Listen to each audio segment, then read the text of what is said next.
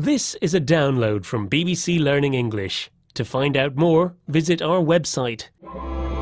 Takeaway English From bbclearningenglish.com. What were you like as a teenager?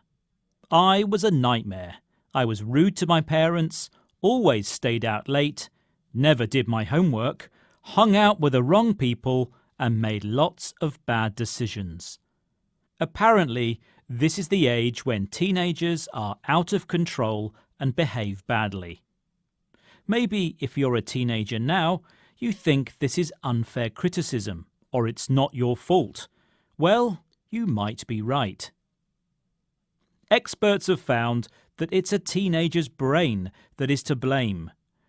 Between the ages of approximately 13 to 19, a period known as adolescence, the brain is still developing in areas that control behaviour.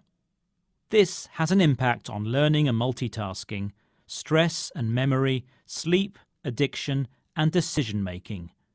For parents, these consequences often manifest themselves in a variety of behaviours that they may have previously blamed on hormones or just moodiness. This is quite a new discovery, according to Professor Sarah Jane Blakemore, who, speaking on the BBC radio programme The Life Scientific, says, "When I was at university, the dogma in the textbooks was that the vast majority of brain development goes on in the first few years of life, and nothing much changes after mid-childhood. That dogma is completely false." So our brains are still developing much later than was originally thought. Is this the perfect excuse for teenagers to lounge around and not get their homework done on time? Of course not. According to Professor Sarah Jane Blakemore, it's to do with our prefrontal cortex. That's the part of our brain right at the front, just behind the forehead. She says it's involved in a whole range of very high-level cognitive tasks, such as decision-making and planning. We know that this region is undergoing very, very large amounts of development during the adolescent years.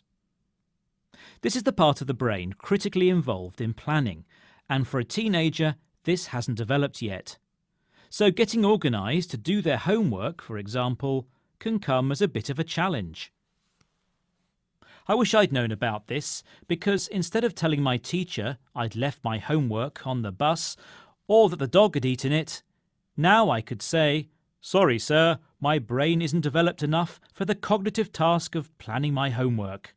Takeaway English From bbclearningenglish.com.